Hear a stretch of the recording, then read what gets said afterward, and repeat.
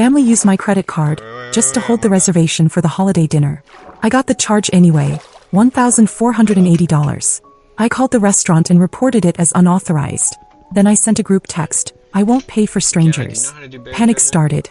I disputed the $1,480 charge and sent a group text, "I won't pay for strangers." Then I put my phone face down, poured a glass of wine and sat on my couch waiting. 3 minutes later it started. Tracy first, of course. 5 text bubbles in rapid fire. "What are you talking about? It was just to hold the table. We were going to pay you back.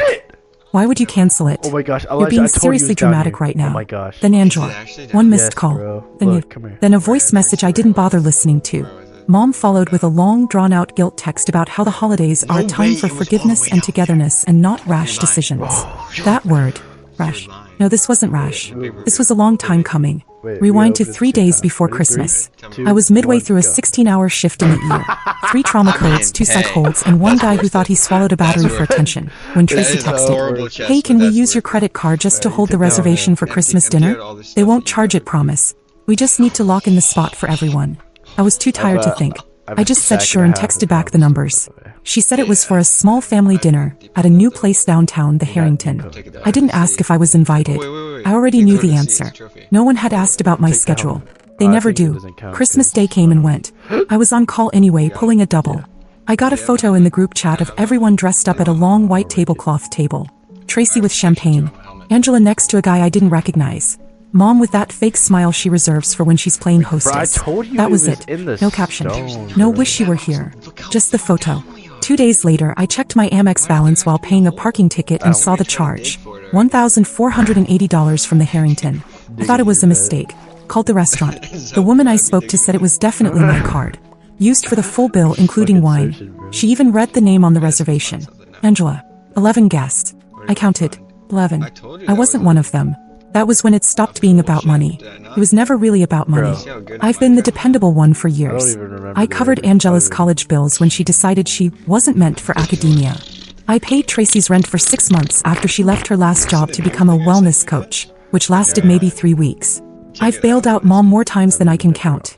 Electric bills, medical expenses, her property taxes last year. I was the safety net, the backup plan, the invisible investor in everyone else's life. But not this time. This time they didn't even pretend. They planned a dinner, invited people I don't know, didn't tell me where it was, didn't include me, and still used my card like it was just part of the table setting. That's why I canceled it. That's why I sent the text. And sitting there on the couch, sipping my wine, watching their messages pile up in desperate bursts, I felt something I hadn't felt in years. Peace. It wasn't revenge. Not yet. But it was a start.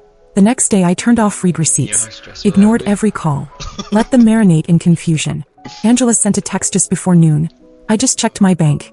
Did you seriously cancel the payment? They're threatening to take legal action. Then Mom chimed in with a classic. You're putting this whole family in a bad light, Barbara. I raced you better than this. That one made me laugh. She raced me. I left home at 17 with 2 suitcases and a scholarship. Every dollar since then I earned on my own. Every night shift. Every holiday missed. Every moment spent watching someone else's heart monitor flatline while mine kept going. Tracy called again. I didn't pick up. He texted after. They said they'll blacklist us from the restaurant. We go there all the time. That sentence told me everything I needed to know. This wasn't a one-time family dinner. They'd been using that place for a while. Probably with my card. Probably more than once. So I did something I should have done years ago. I called Amex and requested a statement going back 12 months. Told them I wanted to flag any charges from the Harrington. And any charges made online after 11 p.m.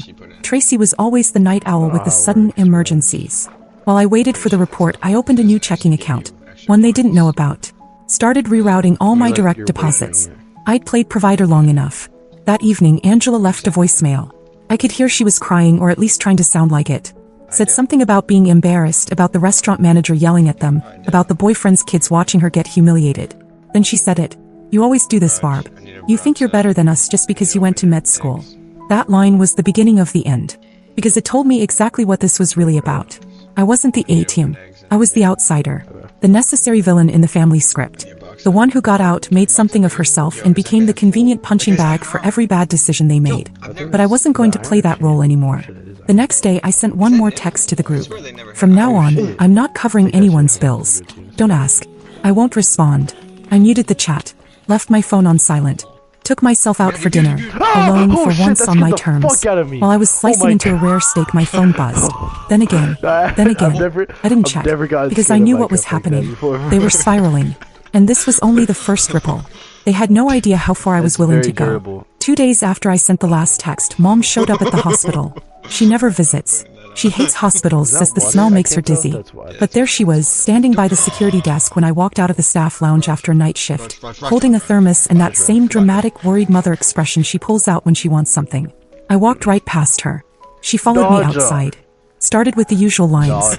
Said she was just worried. Said we were family and we couldn't let things dissolve over one mistake. Then she dropped the real reason she came. They froze Angela's account. The restaurant filed a police report. They said the card was unauthorized.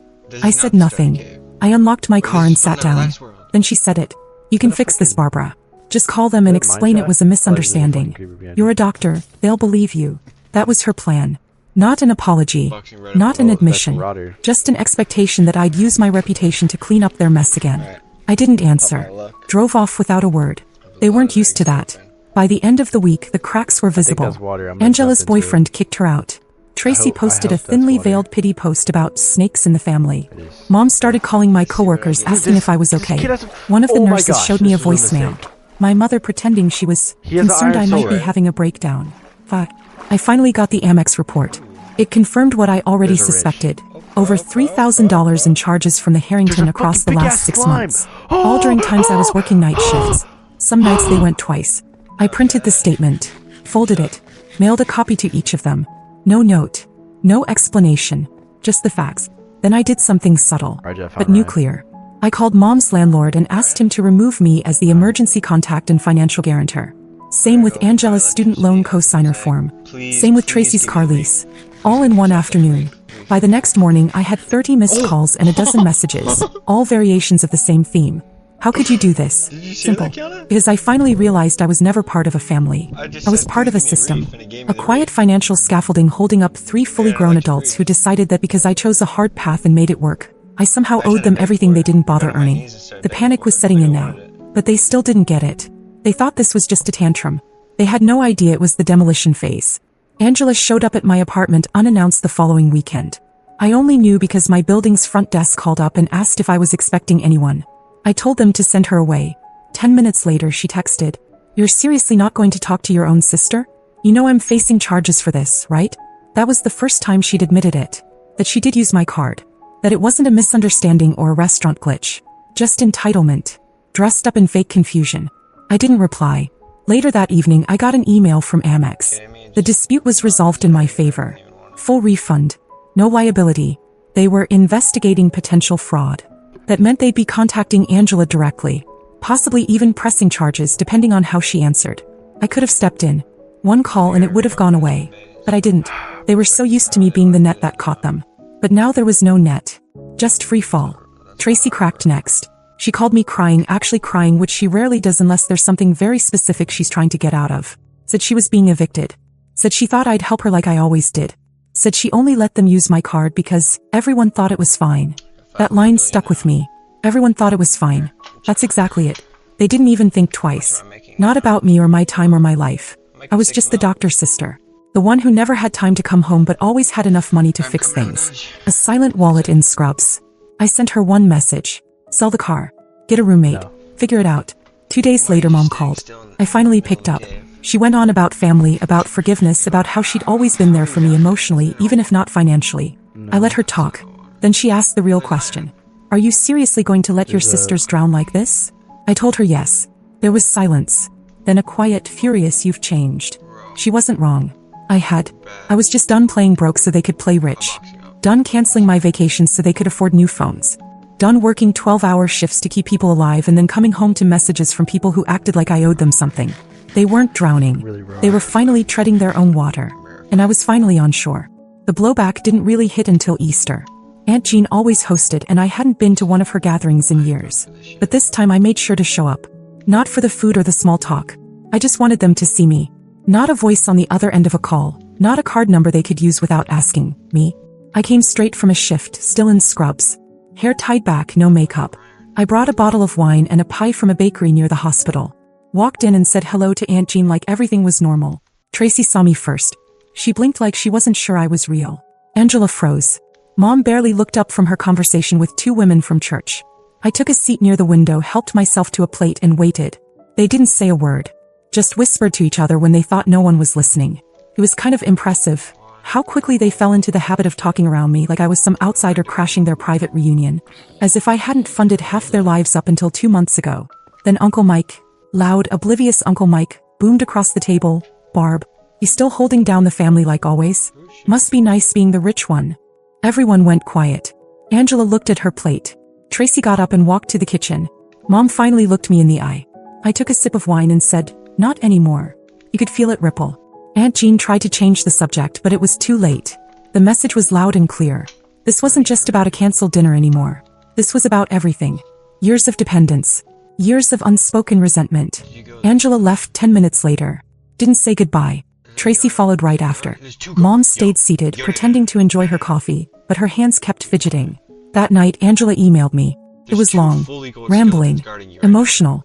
She said her boyfriend dumped her, that she was being threatened with charges, that she might not be able to finish her online nursing program because of what I'd done. She said I ruined her. I didn't reply. The next morning, Tracy posted one of her classic Facebook monologues. Something vague and bitter about loyalty and how some people forget where they came from. Comments started pouring in. A few of her friends backed her up, but some didn't. One woman replied, "You're almost 40. Maybe it's time you stopped depending on your sister." I didn't comment, but I saved the thread, just in case. Mom didn't call, but a week later I got a handwritten letter in the mail. Short. I went completely off-grid for a week in July. No warning, no updates, no trace. I booked a small cabin in Maine with no Wi-Fi, no cell service, and no neighbors.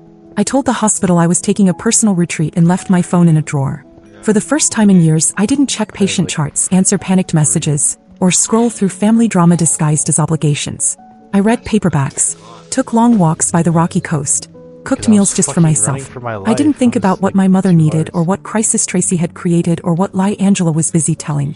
There was no part of me connected to them out there, and the silence felt like oxygen. When I got back to service range, my phone nearly combusted. 42 missed messages, 6 voicemails, 2 emails marked urgent. Angela's fraud case had escalated. The restaurant had formally pressed charges. Apparently, the footage of her signing the bill and celebrating with champagne didn't help her misunderstanding defense. She was now facing probation and a hefty fine. Her nursing program dropped her during the investigation. One email said, "I just needed a break. I didn't think you'd make it this big of a deal."